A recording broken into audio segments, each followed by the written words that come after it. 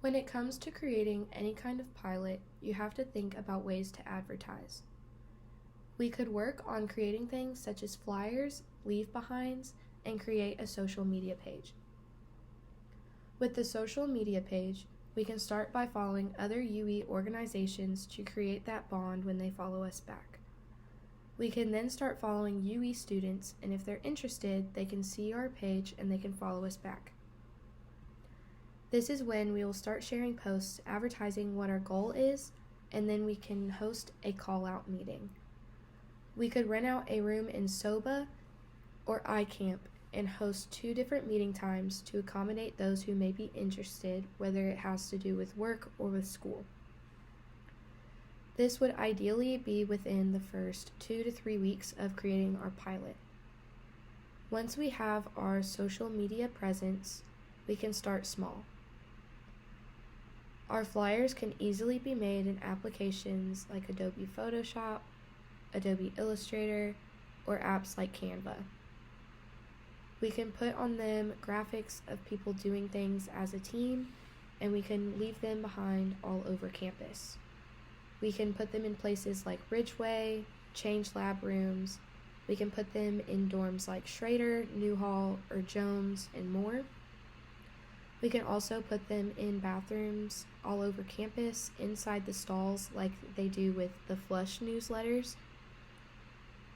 We can also have our group members host an all-attend for the campus for an activity, such as cleaning the historic buildings on campus or doing good for the campus community. These ideas I will get into later on. But ideally, this could get others to attend, and they may like the work that they do and meet new people and join the service corps. The main challenges that I see that may arise from doing a campus pilot project is the lack of attendance from the campus community. When it comes to any group or club or activity on campus, it is very hard to get people interested and to show up. My only fear is that people may hear about it but won't attend, or they're likely to forget about it. We can solve this problem by using funding for gift baskets or prizes every now and again to keep people coming back, or we can do this the first all-attend meeting, and it'll get a lot of people to show up, and even if they don't win said prize, they still may have liked what they have done with the activity, or even just serving the community or the people that they had met. We could also solve this attendance problem by sending out a mass email to the student body by asking what they look for in events or activities, and we can use this to our advantage in creating activities on campus. After each activity, we can send out a survey to ask how they enjoyed or did not enjoy the activity and why. Oftentimes with surveys on campus, there's a chance to win a free pair of headphones, a free blanket, or a gift card for the UE shop. We could also use our funding for that instead in order to get people to fill out the surveys. But we can use this information to track why people are showing up, joining, why they're not attending, or why they're not joining.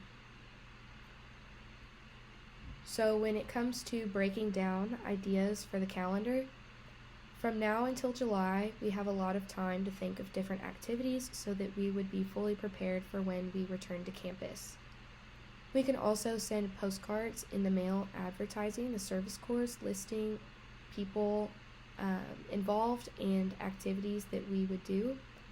We could also put our email on there for people to contact if they have more information. But I would ideally send this to incoming freshmen, sophomores, and juniors, and people that will be seniors. Some activities that I can come up with would be helping preserve and clean old buildings on campus.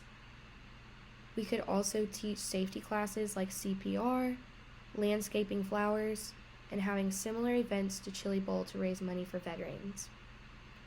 We can focus on these until July, but during August, we can send out a survey like I previously mentioned to go ahead and get a head count on what activities students would or would not be interested in. We can also have an empty blank slot where people can fill in things that they would like to see done on campus. For August, we can go ahead and come up with the idea of hosting a themed event each month for the remaining semesters. So starting with August, we can have a back-to-school event hosted by the Service Corps. We could pick up school supplies for students who cannot afford them on campus and pack backpacks for them, and put a flyer about the Student Corps project inside in order to advertise how we do good for the campus. For September, we can host fundraising events for the busier months ahead.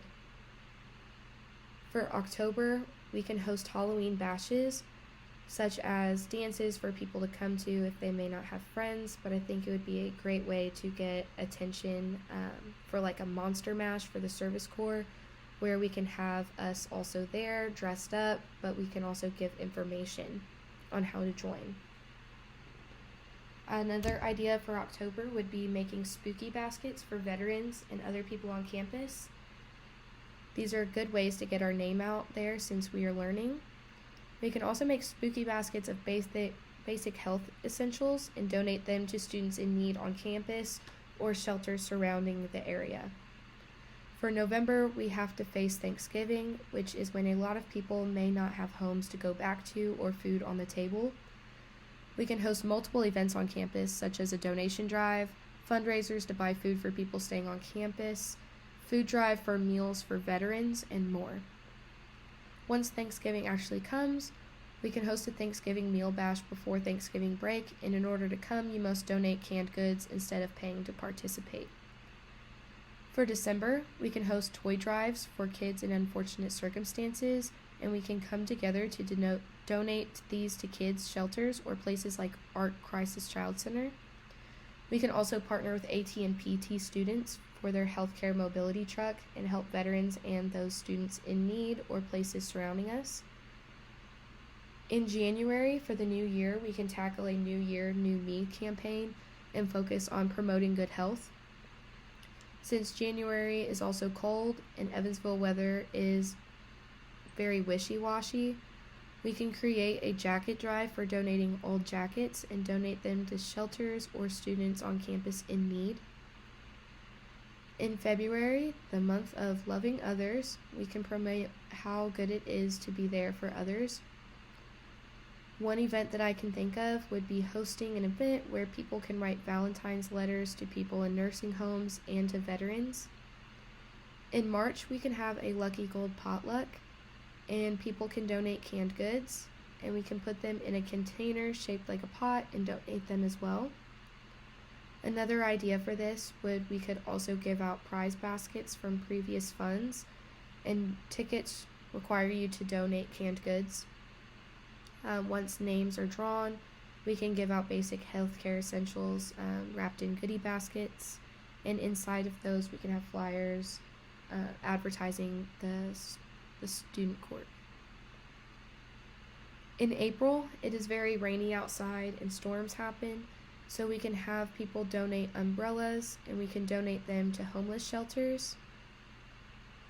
In May, flowers come, so we can focus on helping landscape the campus with bright and beautiful new flowers and pick a patch of land with permission to have students pay for flowers to plant them, and we can watch them grow throughout the year and have a sign in the middle promoting the Service Corps. Another place we could do this would be Wesselman Park. Then we reach June through July again, and with this time we can use it to our best ability to revise the previous events from the past school year and analyze why they worked or why they did not work and begin to strategize again for the next year.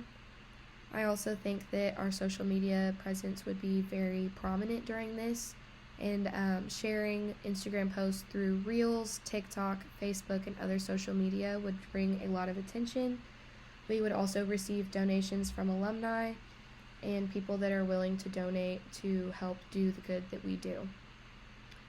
At the end, again, from June to July, I think it would be helpful and beneficial to send out another mass survey, focusing on if people have heard of the Service Corps, things that they've seen them do, If they participated, please select yes and then list in ways that they participated and what they overall think of the Service Corps.